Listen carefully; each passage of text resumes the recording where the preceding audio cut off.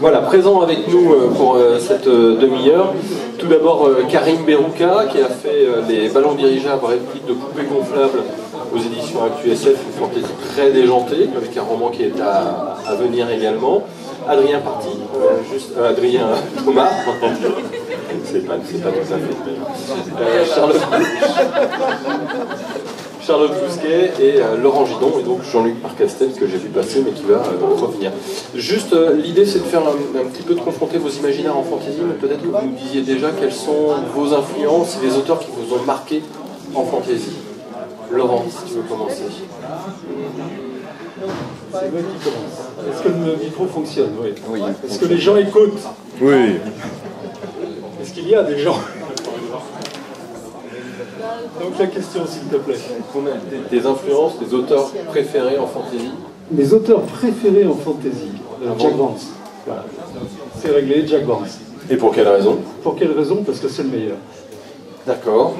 Pour des univers quoi? Foisonnants, je développe aventureux. En fait, j'ai l'impression que Jack Vance a été le seul qui m'ait touché d'une façon assez viscérale sur la construction des images, des histoires, où au lieu de dire il y a un bon et un méchant, j'ai l'impression que on parle de la fantaisie de Jack Lang, mais de Jack Vance.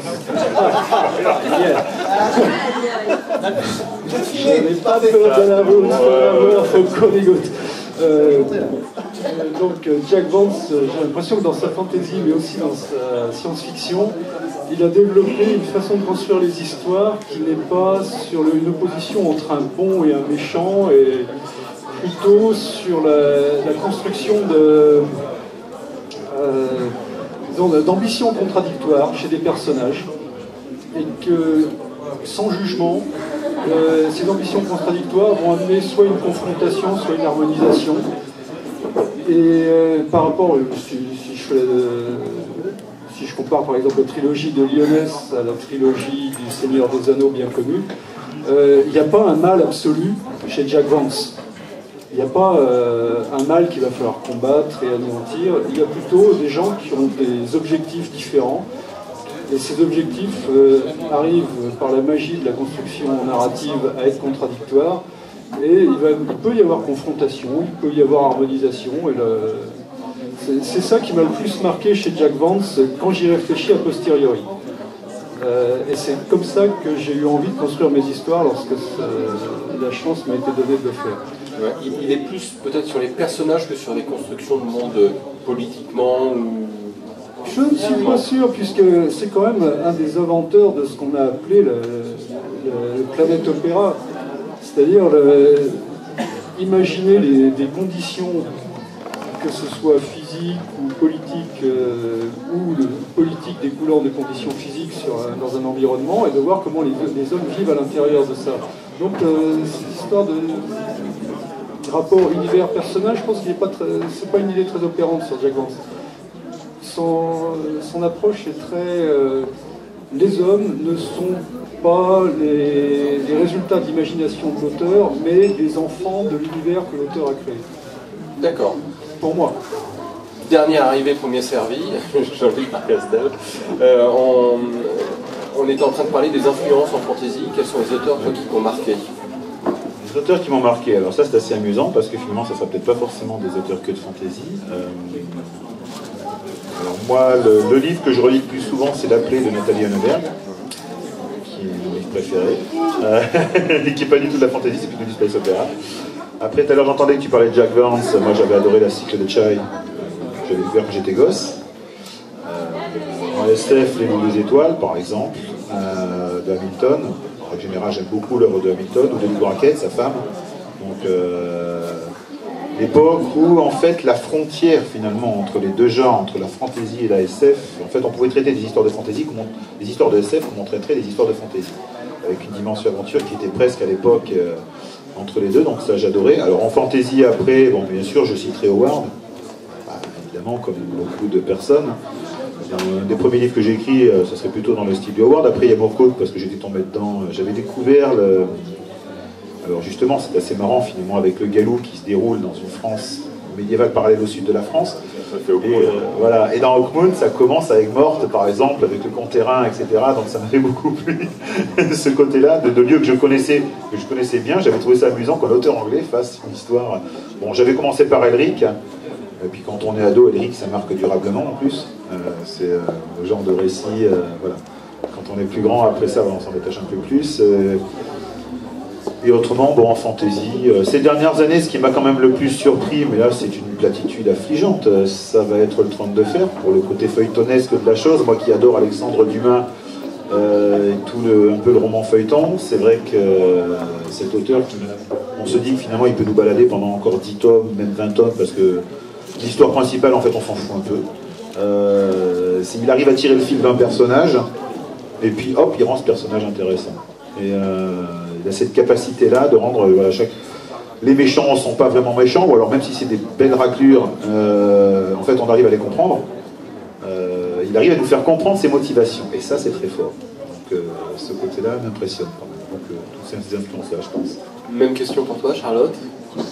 Est-ce que toi c'est Moorcock, Elric Mais en fait, alors en fantasy, je dirais qu'il y a deux auteurs qui m'ont marqué. Il y a Gay Gabriel Kay, parce que sa langue est magnifique et parce que les mondes qu'il développe sont à la frontière entre la fantasy, l'histoire et puis finalement la tragédie. Je veux dire, quand on pense au Lion d'Al-Rassan, il y a à la fois effectivement la chute de Grenade, mais il y a aussi le Cid. Donc c'est cette manière qu'il a de reprendre des périodes de l'histoire, de les transposer dans un univers imaginaire et de camper des personnages qui sont absolument merveilleux, qu'il s'agisse de l'assassin poète Imkeran ou je pense dans la chanson d'Arbonne, qui évoque vraiment la période cathare. Il y a des très très très beaux personnages. C'est quelqu'un qui aussi met de la poésie dans ses romans. Et l'autre auteur qui m'a marqué, c'est Mercedes Laquet, donc qui est complètement différente, mais elle, parce que pour moi c'est quelqu'un qui a réussi, je dirais, à digérer le côté très très très très féministe de Marion Simmons Bradley, en ayant des héroïnes qui puissent être lesbiennes et avoir les cheveux longs. Donc c'est voilà. Disons c'est quelqu'un qui traite vraiment la question du genre de manière logique, normale, ça coule de source. Et pour moi, alors après je suis peut-être pas une grande spécialiste de la fantasy, c'est quelque chose qui coule de source. Donc je dirais que ce sont vraiment les deux auteurs qui m'ont le plus marqué. Adrien, même question. Moi j'avoue que ceux qui m'ont le plus marqué, c'est assez classiquement David Gemmell.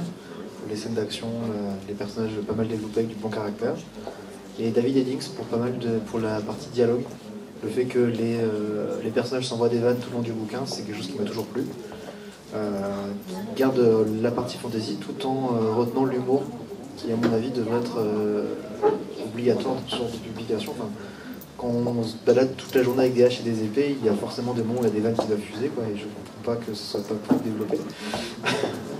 À part ça, j'avoue que Orson Scott Card m'a pas mal apporté aussi sur c'est plus de la SF mais la stratégie Ender, et son bouquin Enchantement, que je trouve qui est mon bouquin préféré. Et à côté de ça, quand j'étais plus petit, il y a Roald Dahl qui m'a aussi beaucoup marqué pour ses talents de conteur et qui réussit à rendre aussi les pires raclures sympathiques, même si c'est que des... Même question pour toi, Karine. Il y a des bouquins en fantasy qui t'ont marqué? Non. Non, voilà. Harry Potter. Il y a pas ou deux auteurs. Il y a deux bouquins que je lis pas beaucoup de fantasy, donc je suis pas très spécialiste. Il y a deux bouquins que j'aime, que je trouve excellents. Bon, il y en a un, c'est pas un seul bouquin, c'est Jacques Vance pour copier mon collègue. C'est les histoires de Kugel l'astucieux. Ça, je suis toujours resté admiratif par la capacité à raconter l'histoire et à faire des trucs assez hallucinants sans rester dans les schémas de la fantasy. Enfin, je pense qu'à l'époque, ils existaient beaucoup moins. Et puis un truc très récent qui s'appelle Féerie pour les ténèbres, qui est d'un auteur français qui s'appelle Jérôme Noirez, qui a fait de la fantasy complètement décalée, on va dire, et qui est absolument magnifique. Voilà, ça c'est mes deux coups de cœur, on va dire. T'as ton téléphone qui va... Ouais, je sais pas si c'est bien, dans tous les cas, il y a quelqu'un qui a un téléphone portable dans la salle. Je voudrais qu'on parle un petit peu de la construction d'un univers de fantasy. Souvent on imagine des univers fantasy avec des cartes, avec des notes, des choses comme ça. Comment est-ce que vous travaillez, vous avez mis en place les mondes dans lesquels vous avez imaginé vos romans. Karim, puisque tu as le micro, alors peut-être Bah, dans moi, j'ai pas Nos le- Amis les Fées. Ouais, mais comme c'est plus de la fantaisie urbaine, donc faire une carte de Paris, ça n'a pas tellement d'intérêt. Je pense qu'on peut en trouver une assez facilement sur le net. Et puis du sud de la France, parce que ça passe aussi dans le sud de la France, pas d'autre côté. Hein. Et donc non, ouais, c'est un monde qui est le nôtre, quoi. Donc, grosso modo. Donc là, ça n'a pas tellement d'intérêt d'imaginer, de se prendre la tête pour savoir où va se retrouver le royaume noir et la forêt profonde et le marais gluant. Et donc non, voilà. Ouais. Et puis donc je vais passer le micro avant quoi. Adrien, en termes de marais gluants, comment t'as fait toi? Les marais gluants. Non, comment t'as construit ton univers avant de raconter ton histoire? Ou est-ce qu'il s'est construit après l'histoire peut-être aussi? En fait, il s'est construit après les personnages surtout. C'est-à-dire que les personnages sont arrivés en premier, et le décor dans lequel ils ont évolué s'est construit aussi au fur et à mesure.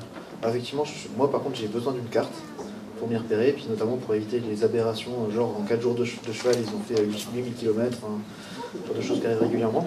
Donc du coup j'aime bien avoir une carte avec que je peux mesurer les distances et trouver la logique des distances, des villes, des climats, etc. Mais à côté de ça, les décors arrivent un peu naturellement autour des personnages. C'est vrai que c'est rarement l'univers politique, géographique, culturel se fait autour des personnages en les faisant appartenir à tel ou tel culte, à telle ou telle philosophie, histoire, etc. Même question, Charlotte, quand tu imagines par exemple Arachnae, c'est d'abord le personnage et l'enquête, ou tu as déjà une construction un petit peu du monde dans lequel ça évolue? Eh ben, écoute, Arachnae, c'était la ville, le personnage principal. Donc en fait, c'est un univers. Bon, j'ai mis de la Renaissance parce que italienne, parce que j'aime la Renaissance italienne. Mais j'ai d'abord imaginé la ville, la politique, et après l'intrigue. Mais c'est une construction qui est, disons que la construction de l'archipel d'Illuminé, ça va de on va dire de la ville au personnage. Donc Arachnae, c'est une ville, le Citériae, je l'ai construit à l'échelle d'un quartier, et Matricia, c'est vraiment l'histoire de deux personnages, et quelque part le décor, on c'est gris, il y a la peste, il n'y a pas de marais gluant, mais il pourrait, et voilà. Mais donc c'est un peu mélangé. Et je me suis aperçue que j'essaye quand même d'avoir un background, d'avoir des divinités, d'avoir des légendes. Alors les légendes me servent, parce que ça sert toujours, mais les divinités, j'en ai rien à foutre. J'arrive absolument pas à mettre une religion, une religion crédible, enfin à laquelle mes personnages croient et qui les intéresse dans mes bouquins, même si elle préexiste.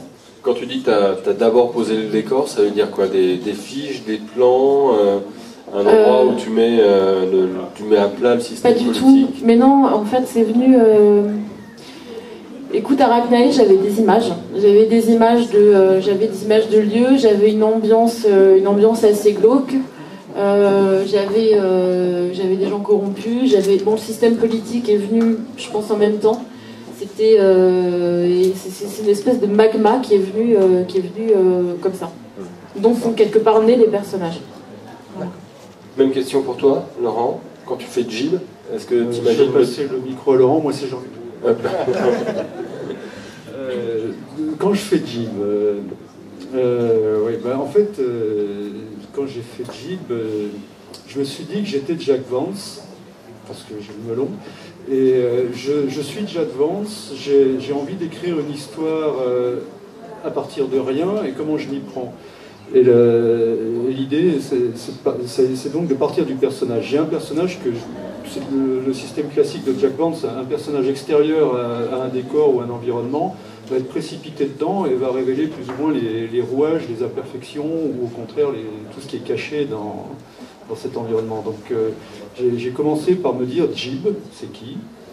C'est un artiste qui vit sa vie comme une œuvre d'art, et il aimerait atteindre le sommet de son art. Donc le sommet de son art, ce serait quoi? Ce serait de faire quelque chose que personne n'a jamais fait.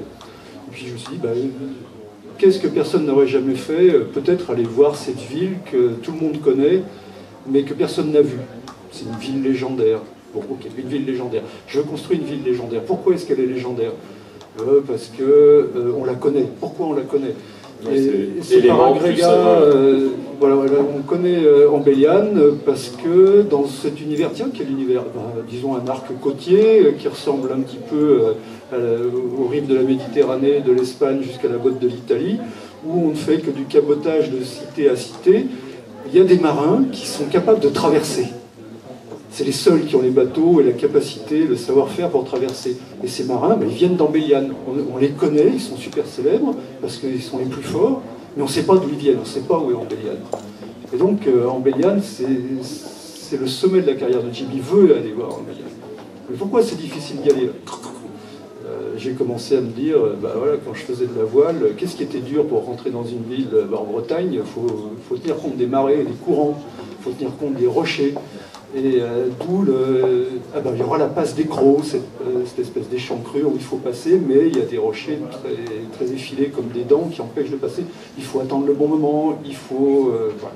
Et c'est comme ça que ça s'est fait petit à petit. En gros, le personnage et son ambition est le point de départ, et puis les embûches ou le merveilleux vient du décor. Et l'histoire se crée de l'interaction entre les ambitions du héros et les particularités du décor. Quand il rentre dans une taverne, c'est pas une taverne, c'est quelle taverne, qu'est-ce qu'on y mange, comment on paye ce qu'on y mange.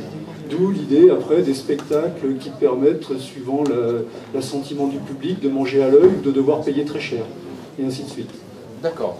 Donc toi c'est au fur et à mesure et par agrégat. Pour par exemple Louis Gallou, alors Louis Gallou, il y a une base historique. Il y a une base historique. À partir de, alors le Gallou c'est particulier, donc j'avais cette idée de cette histoire qui se déroulait, que j'avais envie moi, qui se déroule dans une France médiévale, donc qui existait. Le postulat de base étant que, voilà, suite à un cataclysme, la France est cassée en deux. Qu'est-ce qui peut en découler? Donc après ça, ayant fait entre autres des études d'histoire, ça m'a aidé. Connaissant la situation à ce moment-là, c'est amusant, c'est un jeu intellectuel, hein, c'est tout le jeu un petit peu des uchronies ou des choses comme ça, c'est d'imaginer comment ça peut évoluer à partir de ce point de cassure. Et donc l'univers se crée relativement facilement, puisqu'il y avait déjà des éléments que je connaissais, ça partait d'une base historique, et finalement ça reste très historique, à part le fait qu'il y a des créatures changées par cette brèche. Il y a comme le héros qui ont des pouvoirs de Gallou. En fait, ça me permettait de donner les corps aux légendes qui existaient déjà.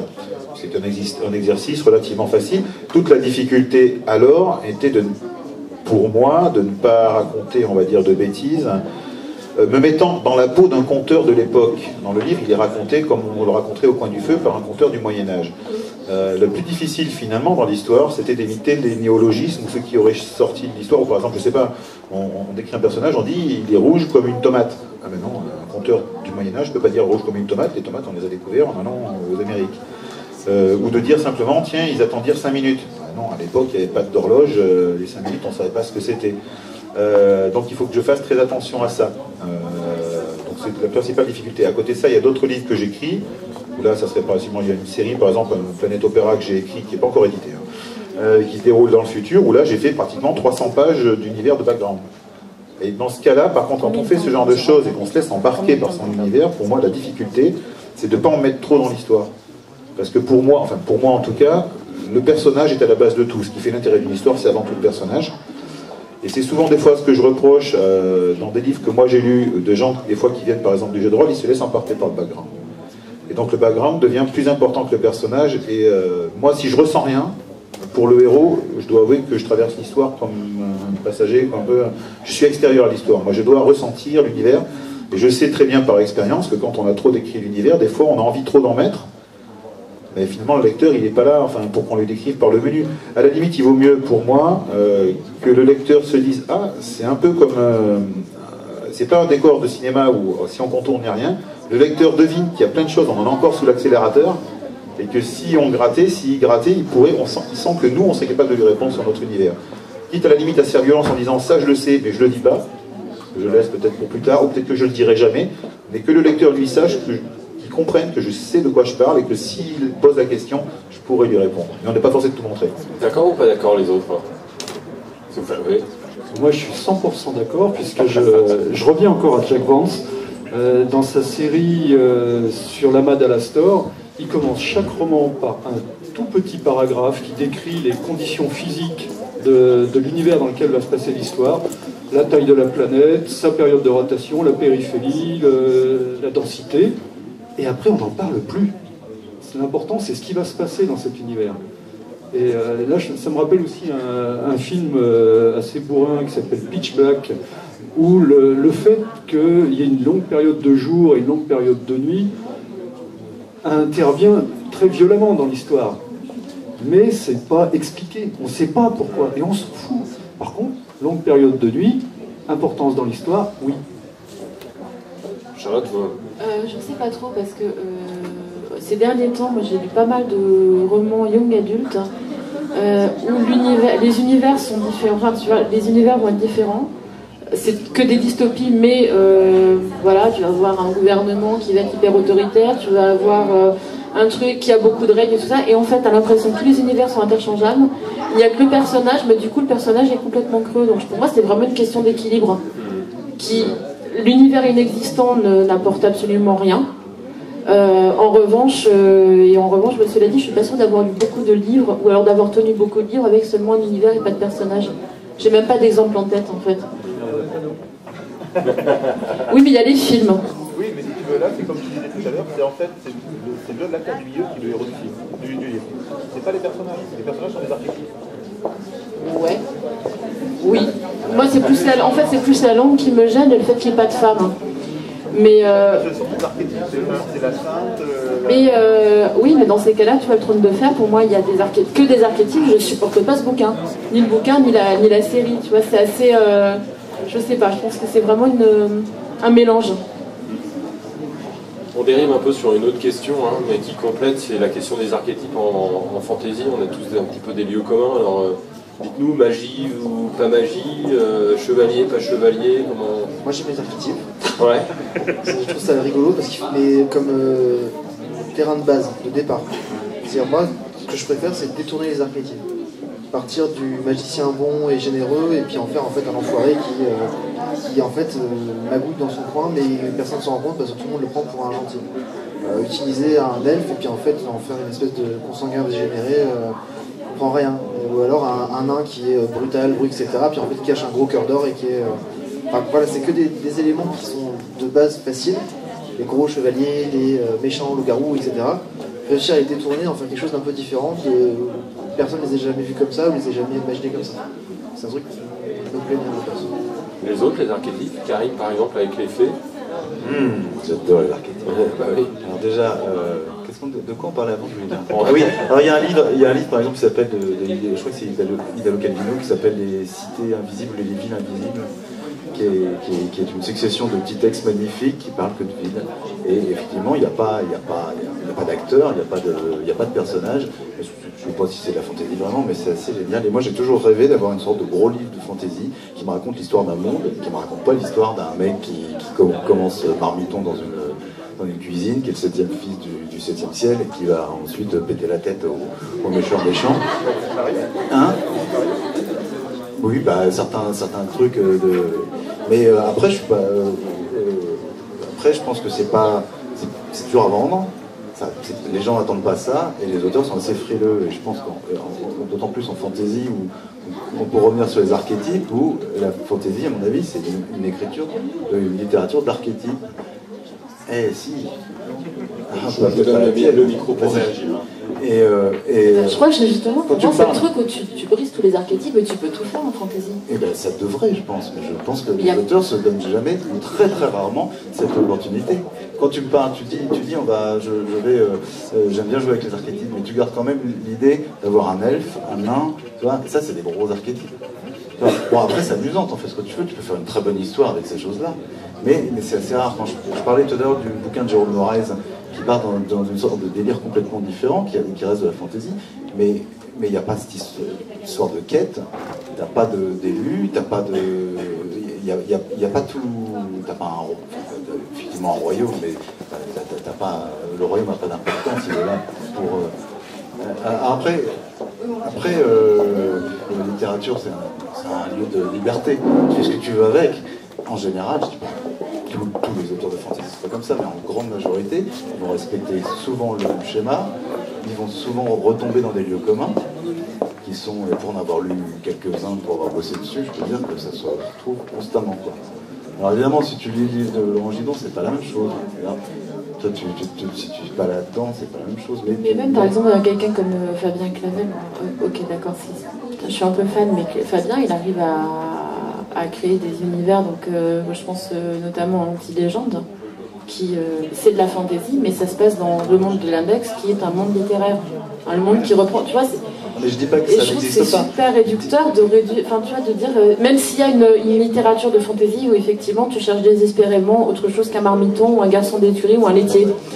Mais bon, mais il y a eu ça, il y a eu cette période de, mais justement j'ai l'impression que ça change quand même. Oui, mais je peux dire qu'il y en a encore des tonnes qui sont publiés chaque année, avec des histoires de gros guerriers. Après, ça veut dire que ça marche. Et oui, ça marche. Ça aussi. Du coup, ça pose le problème aux auteurs qui ont envie d'écrire des choses qui marchent, parce que les anglo-saxons écrivent aussi beaucoup pour vendre des livres. Faire de la facilité. Après, ça ne veut pas dire que tout le monde écrit comme ça. C'est-à-dire qu'il y a toujours des gens qui vont aller chercher un peu plus loin. Comment est-ce qu'ils s'en échappent justement de ces archétypes? Est-ce que c'est un poids particulier?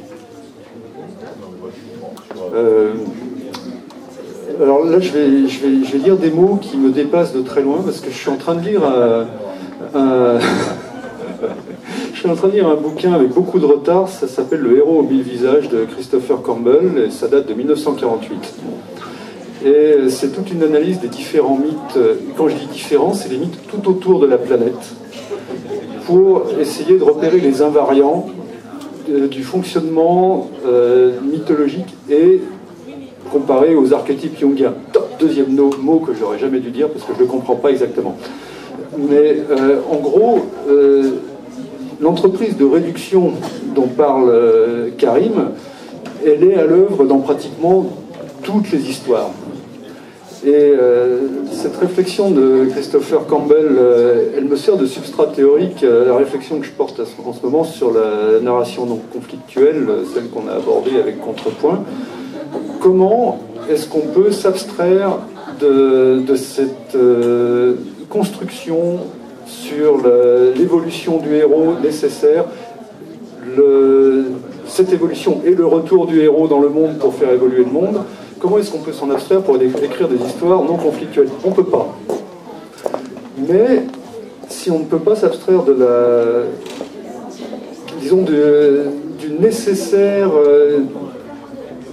des nécessaires cailloux de cette histoire, le petit Pousset peut quand même prendre d'autres chemins. Voilà. Mais ça demande beaucoup de risques. C'est ce que tu disais, Karim, sur est-ce qu'on écrit ce qui va marcher ou est-ce qu'on écrit ce qu'on veut écrire. Donc ça demande une prise de risque et ça demande aussi la capacité de se tromper. Est-ce qu'on peut être original en fantasy, Jean-Luc? Bon, alors je sais pas, je vais dire quelque chose qui d'habitude fait un peu hurler des fois des gens quand je le dis, c'est depuis environ 5000 ans qu'on a commencé à écrire, depuis l'épopée d'Ilgamesh à peu près, donc c'est-à-dire il y a 5000 ans, je pense que toutes les bonnes histoires ont déjà été écrites au moins une fois. Parce qu'après tout, on est des hommes, on est des femmes, on peut mélanger ça comme on veut et faire à peu près tout ce qu'on veut. Je pense que tous les cas de figure ont à peu près au moins une fois été explorés. Parce que je voudrais, ah oui, non, moi je vais écrire un truc qui n'a jamais été écrit. Je pense que ça paraît un peu difficile. Après, la chose est de voir comment on peut renouveler ces histoires, comment on peut leur apporter une nouvelle dimension, ou les raconter d'une manière différente. Je vais prendre un exemple bateau. Par exemple, quand on regarde le succès qu'a eu la Guerre des Étoiles, n'est pas plus classique que la Guerre des Étoiles. La princesse en danger, le jeune chevalier qui vient la chercher, le chevalier noir. Le génie de Lucas, ça a été de nous resservir cette histoire-là dans un emballage qu'on n'avait jamais vu et de créer un univers autour. Et encore de nos jours, on en parle, alors même si certains disent « Ah, la deuxième série, c'est dégueulasse, c'est nul », en fait, tout le monde reconnaît qu'il a créé quelque chose. Et pourtant, si on regarde, il n'y a pas plus classique que la Guerre des Étoiles, voilà. Et pourtant, ça marche. Donc c'est quelque chose qui avait déjà été raconté 1000 fois et qu'il a réussi à nous réinventer. C'est un peu ce qu'on fait, je pense, aussi. On essaye de réinventer. Moi, par exemple, pour le Galou, l'approche était d'approcher cette fantaisie par un filtre différent, qui était celui du conte un petit peu au coin du feu, de trouver cette langue, cette façon de conter les histoires comme les conteurs du Moyen-Âge, et d'offrir donc en fait une approche assez différente, avec des éléments finalement relativement classiques. Après, et puis aussi, comme tu disais, on peut essayer de faire une histoire, on peut essayer de se détacher complètement. Moi, je vois ce que j'ai vu de plus réussi dans le cas où, pour ne pas avoir de héros, je crois que ça doit être la Compagnie Noire de Glenn Cook, quand même en fantasy, où on n'a pas vraiment de héros, les personnages sont pas vraiment sympathiques, et où on peut interchanger de héros comme ça, où la compagnie, d'ailleurs, ce qu'elle fait est assez discutable par moment. Donc c'est une des choses voilà, qui est en fantasy que j'ai lu des choses de plus originales. Mais après aussi, on ne peut pas écrire un récit qui ne va pas plaire au lecteur du tout. On ne peut pas faire quelque chose qui nous, d'abord, nous plaira pas, parce qu'on aime bien avoir des héros quelque part, nous aussi. Donc une histoire qui plairait ni au lecteur, ni au... Moi je sais que quand j'écris une histoire, on en parlait tout à l'heure, on va dire en off avec Charlotte, moi je dois ressentir des choses avec mes héros, je dois pleurer avec eux, je dois avoir mal avec eux. Si c'est des héros totalement détestables pour qui je ne ressens rien, alors ça peut être marrant de faire un anti-héros, de faire tout un livre là-dessus, mais ça me paraît voilà, un exercice un peu périlleux. Charlotte? Quoi donc? Oui, on lui trouve des raisons de l'aimer, voilà, on va... Justement l'intérêt c'est de partir du type détestable, mais on va quand même nous le rendre, voilà. Vas-y Charlotte. Oui, je te disais quoi sur les anti-héros, écoute, moi j'aime bien. Ben oui, ils ont été brisés, ils sont pas bien, ils n'avaient pas d'amis quand ils étaient petits, ça c'est ce genre de truc, il leur arrivait des choses, bon. Mais en fait, parce que, écoute, moi il y a un truc qui me hérisse énormément depuis le silence des agneaux, c'est la fascination que les gens ont pour les serial killers. Je suis désolée, on parle plus trop fantasy, mais en fait si. C'est bien, c'est pas grave. Mais je crois que dans mes univers de fantasy, j'ai des serial killers beaucoup, mais c'est quand même des pauvres types. Mais ils ont des justifications. Mais tu sais, c'est ce côté, mais non, ils sont pas fascinants, c'est juste des pauvres mecs qui ont tout raté, qui sont sociopathes, et voilà. Mais du coup, tu t'y intéresses d'une autre manière. Je sais plus ce qu'était la question, mais c'est pas bien, grave. on peut s'interroger si le sociopathe est un bon personnage de fantasy. Ouais. Écoute, Dexter au pays des magiciens.